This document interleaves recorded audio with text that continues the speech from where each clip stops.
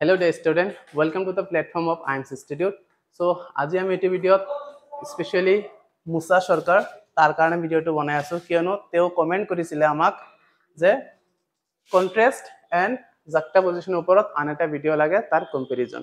তো বলা আমি এইটো ভিডিওত খুব শৰ্ট ভিডিও হ'ব তাৰ মাধ্যমত আমি এই দুটাৰ ডিফাৰেন্সটো বুজিলাম। ঠিক আছে? তো অলৰেডি ফুল ভিডিও আমাৰ প্লেলিস্টত দিয়া আছে।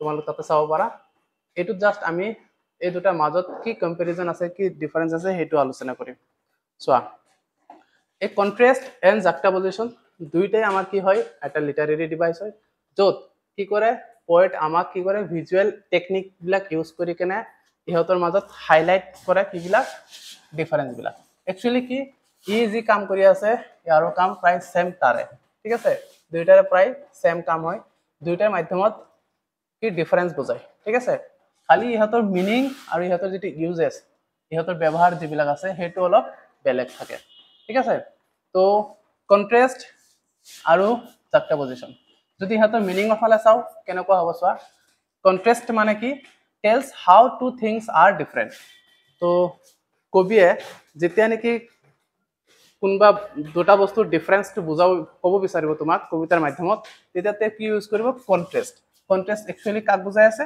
যত নেকি কবি আমাক ক'ব যে দুটা বস্তুৰ মাজত ডিফাৰেন্সটো কেনেকুৱা হয় ঠিক আছে আৰু জাক্টাপজিশন মানে কি বুজাই আছে places two things side by side মানে দুটা সাইড বাই সাইড বস্তু ৰাখি দিব আমাক তাৰ মাজত আমি ডিফাৰেন্সটো দেখা পাম ইয়াতে কি কৰি আছে আমাক ডাইৰেক্ট কথাটো কৈ দি আছে যে এইটো আৰু হেতুৰ মাজত সাপোজ এ আৰু বি এই দুটাৰ মাজত ডিফাৰেন্স কি আছে কবি ডাইৰেক্ট যদি কৈ দিছে তোমাক তেনেহলে তাতে কন্ট্ৰাস্ট ইউজ কৰিছে কিন্তু এই দুটা যদি তোমাৰ আগত উপস্থাপন কৰিছে সাইড বাই সাইড আৰু তোমাক চাব দিছে তাৰ ডিফাৰেন্সটো তেনেহলে তুমি কি বুজি পাবা তাতে জাক্টাপজিশন ইউজ কৰিছে ক্লিয়াৰ একচুয়ালি এই দুটা কেনেকুৱা এপ্ৰোচত কবি ইউজ কৰে কবিতাৰ মাজত চোৱা মই এইটো আগতে কৈছো যে কন্ট্ৰাস্ট ইউজ কৰে কি ডাইৰেক্টলি এক্সপ্লেইন দা ডিফাৰেন্স তো আশা কৰো বুজি পাইছা কন্ট্ৰাস্টৰ এপ্ৰোচটো কি হয় যে যেতিয়া নেকি ডিফাৰেন্সটো ডাইৰেক্টলি ক'ব বিচাৰিব কবিয়ে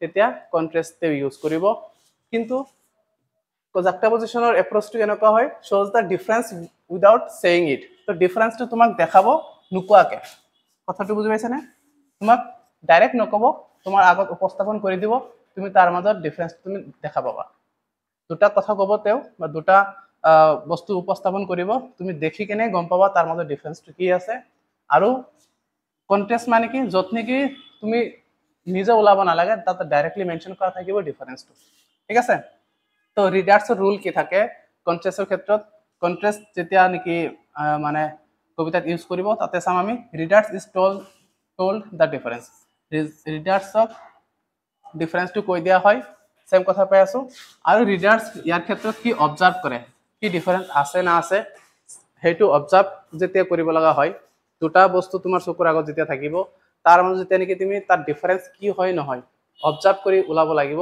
তেতিয়া তুমি গম পাবা তাতে জাক্টাপজিশন ইউজ কৰিছে আৰু যদি ডিফাৰেন্সটো ডাইৰেক্ট মেনশন কৰা থাকে ডাইৰেক্টলি কোৱা থাকে তেতিয়া হলে কন্ট্ৰাস্ট ইউজ কৰিছে হবনে ইহত কেনেকুৱা টাইপৰ লিটাৰেৰী ডিভাইস হয় আমাৰ কন্ট্ৰাস্টটো কি হয় ভাৰ্বেল হয় আৰু ৰিটেন কম্পাৰিজন হয় তো ইয়াতে ভাৰ্বেলি বা ৰিটেন হিচাপে মানে মৌখিকভাৱে বা লিখিতভাৱে তোমাক ডিফাৰেন্সটো মানে কম্পেয়াৰ কৰি দিব আৰু ইয়াত ভিজুৱেল ঠিক আছে এই কথাটো ইয়াত কৈছে বা প্লেসমেন্ট বেসড কম্পাৰিজন তো দুটা প্লেসত বস্তুটো দিব ইয়াত এটা দিছে ইয়াত আন এটা দিছে দুটা প্লেসৰ মাজত যি বস্তুটো দিছে তাৰ ডিফাৰেন্সটো কি আমি দেখি কেনে গম পাম আৰু ইয়াতে আমাক দুটা কথা কৈ কেনে আমাক বুজাই দিব তাৰ মাজত ডিফাৰেন্সটো কি হয় একচুয়ালি ইয়াৰ পাৰপজটো কি হয় কবিয়ে কিয় কন্ট্ৰাস্ট বা জাক্টাপজিশন ইউজ কৰে কবিতাৰ মাজত তাৰ কাৰণটো কি টু হাইলাইট ডিফাৰেন্স ক্লিয়াৰলি যদি এইটো ইউজ কৰি আছে তাৰ কাৰণটো হল কবিয়ে বিচাৰিছে যে দুটা বস্তুৰ মাজত ডিফাৰেন্সটো ৰিডাৰ্ছে ক্লিয়াৰলি বুজিব লাগে তো যেতিয়া নেকি ক্লিয়াৰলি বুজাব বিচাৰিব তেতিয়া তেওঁ কন্ট্ৰাস্ট ইউজ কৰিব আৰু যদি দুটা বস্তুৰ মাজত to make reader things or feel connected যদি কবিয়ে বিচাৰে যে যিজন ৰিডাৰ হয় যিজনে কবিতাটো পঢ়ি আছে তেওঁ যদি কথাটো ফিল কৰে তাৰ কানেকশ্যনটো যদি ফিল কৰিব পাৰে বা চিন্তা কৰিব পাৰে যে কি কানেকশ্যন আছে দুটাৰ মাজত, তেনেকুৱা যদি মানে কথাটো বিচাৰিছে কবিয়ে, তেতিয়া জাক্টা পজিশ্যন ইউজ কৰিব। ঠিক আছে? আৰু মুঠতে কি বুজি পালো? কন্ট্ৰাষ্ট মানে কি? ডিফাৰেন্সটো কৈ দিয়া বুজায় ডাইৰেক্টলি, আৰু জাক্টা পজিশ্যন মানে কি? সাইড বাই সাইড বস্তুখিনি ৰাখি কিনে আমাক ডিফাৰেন্সটো ওলাব দিয়ে। তো এইখিনিয়ে চিম্পল কথা। আৰু যদি তোমাৰ ডাইৰেক্টলি কোৱা নাই, তোমাৰ আগত উপস্থাপন কৰিছে আৰু তাৰ মাজত ডিফাৰেন্স তুমি নিজে দেখিব পাইছা, তেনেহ'লে তাতে জাক্টা পজিশ্যন ইউজ কৰিছে। তো আশা কৰিম তুমি তোমাৰ ডাউটটো ক্লিয়াৰ হৈছে বুলি। ক'লা ডেফিনেশ্যনৰ মাজত এই কেইটা পইণ্টৰ ভিত্তিত আমি কিছুমান কুৱেশ্যন এনচাৰ সলভ কৰি চাওঁ। আচলতে কেনেকুৱা কুৱেশ্যনক জাক্টা পজিশ্যন ইউজ কৰা বুলি কোৱা হ'ব বা কেনেকুৱা কুৱেশ্যনৰ মাজত কন্ট্ৰাষ্টবিলাক ইউজ হৈছে, সেইটো আমি ফাইণ্ড আউট কৰিম। তো এতিয়া আমি কুৱেশ্যন এনচাৰ ডিছকাছ কৰিম। এক্সাম্পল ইয়াত আমি পাইছোঁ। চোৱা, প্ৰথম কুৱেশ্যন কি দিছে? He is tall but Shi is short. তো ইয়াত ডাইৰেক্ট কৈ দিছে যে তেওঁ ওখ হয়, তাই কি হয়? চুটি হয়। ডাইৰেক্টলি কোৱা আছে। কিন্তু ইয়াত যদি ক'ব যাওঁ, ইয়াতে কি কৈছে চোৱা, a tall boy stand beside a short girl. তো এজন ওখ ল'ৰাই কি থিয় হৈ আছে? এজনী চুটি ছোৱালীৰ কাষত। তো ইয়াত কথাটো ডাইৰেক্টলি কোৱা নাই। ঠিক আছে? ইয়াত ডাইৰেক্ট কৈ দিছে কোন কেনেকুৱা হয়। ঠিক আছে? ইয়াত কিছু কি কৰিছে? এজনৰ কাষত আনজন আছে, এজন ওখ হয়, আনজন চুটি হয়। তো কথাটো তেনেকে ইনডাইৰেক্টলি বুজাইছে।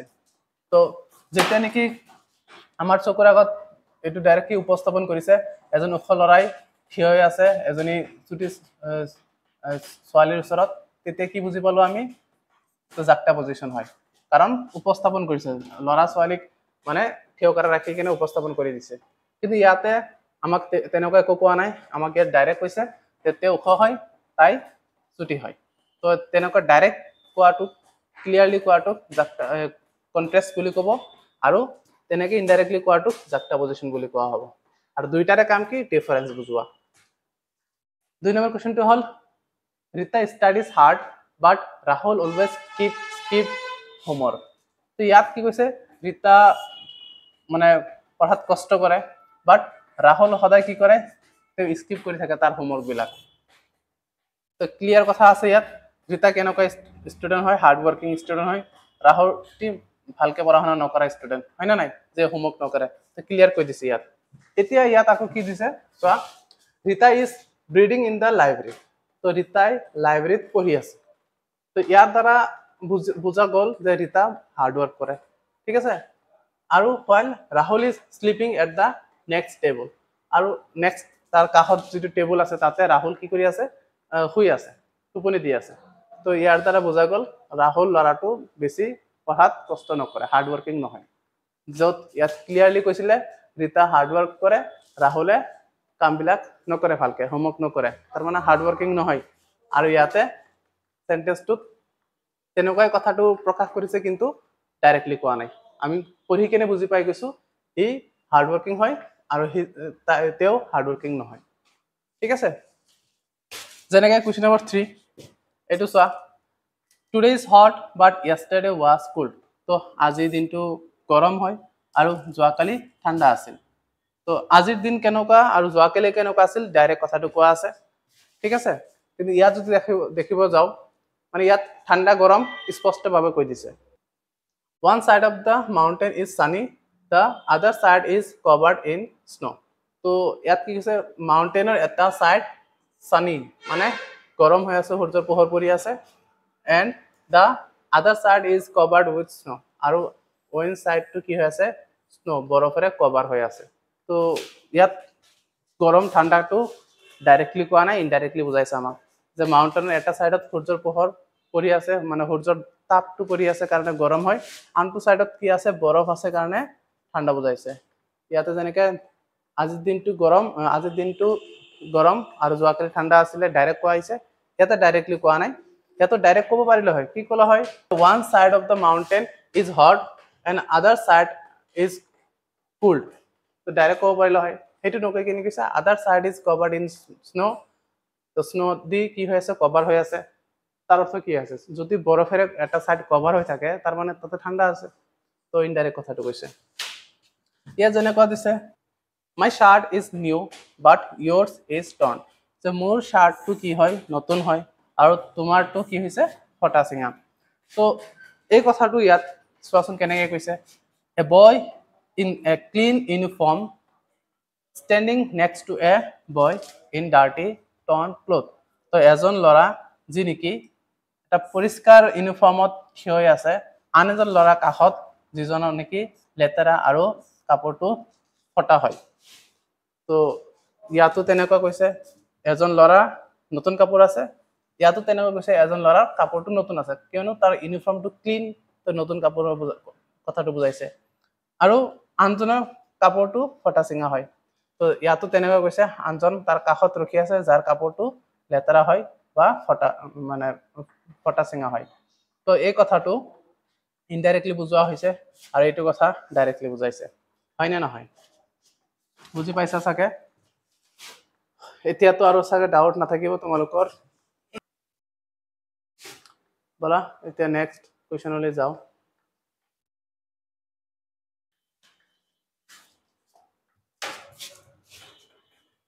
Question number 5. He drives a car, but she walks to work. So, কি বুজি পালো যে তেওঁ কি কৰে কাৰ ড্ৰাইভ কৰে হয়নে তাৰ তেওঁ কাৰ চলায় আৰু তাই খোজকাঢ়ি কামলৈ যায় তো তাই যেতিয়া কামলৈ যায় তেওঁ খোজকাঢ়ি যায় আৰু তাই কি গাড়ী চলায় মানে তাৰ গাড়ী আছে তাৰ গাড়ী নাই স্পষ্টভাৱে বুজি পালো হয়নে ইয়াতে কি কৈছে চোৱা A man in a car stopped beside a woman walking with tired feet.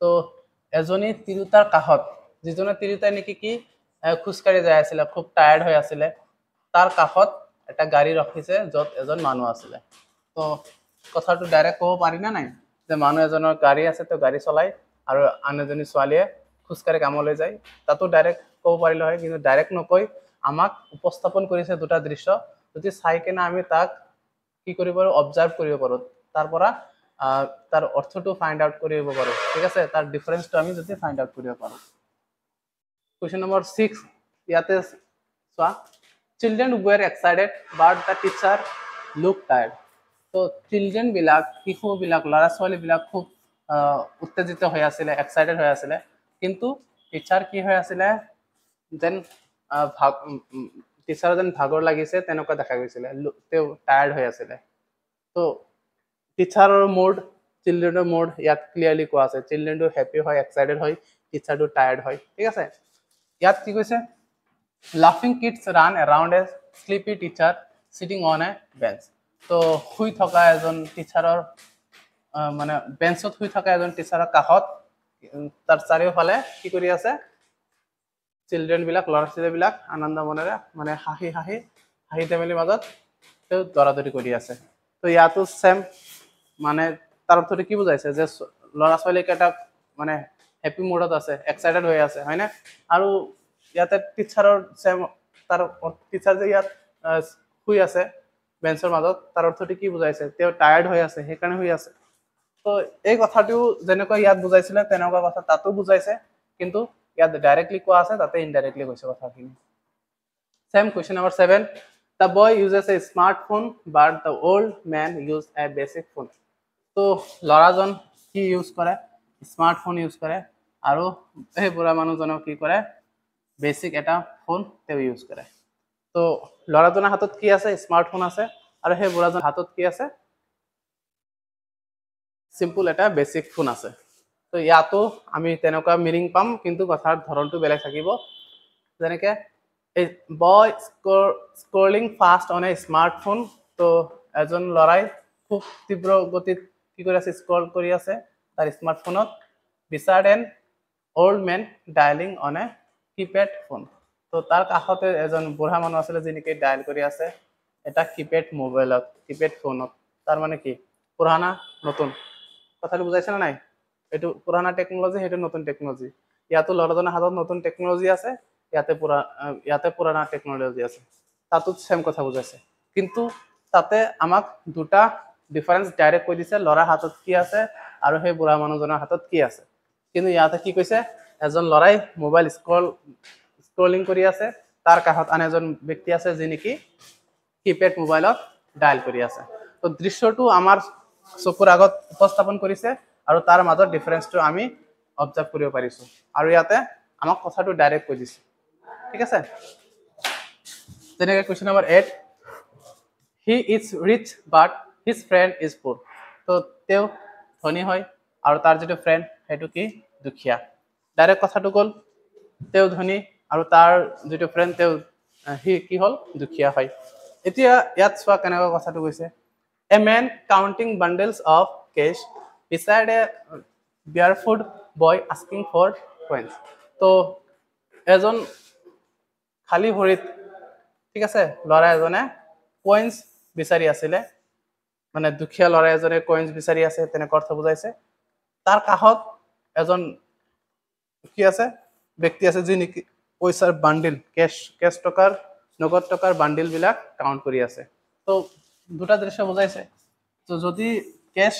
Count কৰি আছে কোনোবা কেশ বান্ডিল যদি কাউন্ট কৰি আছে তো নিশ্চয় তেওঁ ৰিচ হয় আৰু তাৰ কাষত কোনোবাই যদি কইন্স বিচাৰি আছে মুদ্ৰা বিচাৰি আছে তেনেহ'লে তেওঁ নিশ্চয় দুখীয়া হয় তো ইয়াতে ধনী দুখীয়াৰ দৃশ্য বুজাইছে কিন্তু দৃশ্যটো আমাক আমাৰ চকুৰ আগত উপস্থাপন কৰিছে যেটো এটো আমি অলপ যদি ইমেজিন কৰো যে এজনে পইচা কাউন্ট কৰি আছে খুব ধনী ব্যক্তি তাৰ কাষত আন এজনে তেওঁ বিচাৰি আছে যে মোক সেই কইন্স বিলাক অলপ কইন্স দিয়ক হেল্প কৰক তেতিয়া এটা দৃশ্য আমাৰ মনলৈ আহি যায় যে ৰিচ এণ্ড পুৰ তাৰ ডিফাৰেন্সটো আমি বুজি পাওঁ যে কাউন্টিং কৰা ব্যক্তিজন ৰিচ হয় আৰু যিজনে নেকি কইন্স বিচাৰি আছে তেওঁ পুৰ হয় আৰু ইয়াত যদি দেখিব যাও ইয়াত ডাইৰেক্ট কোৱা হৈছে ৰিচ আৰু পুৰ ইয়াতে কোনো ধৰণৰ আমাক দৃশ্য দেখিব দিয়া নাই আমাক ডাইৰেক্ট কথাটো কৈয়ে দিছে ডিফাৰেন্সটা আমি আৰু ওলাব নালাগে ডিফাৰেন্স আমাক ডাইৰেক্ট কোৱা আছে ইয়াত তো এইখিনি আছিলে তাৰ এক্সপ্লেনেশ্যন আৰু ডিফাৰেন্স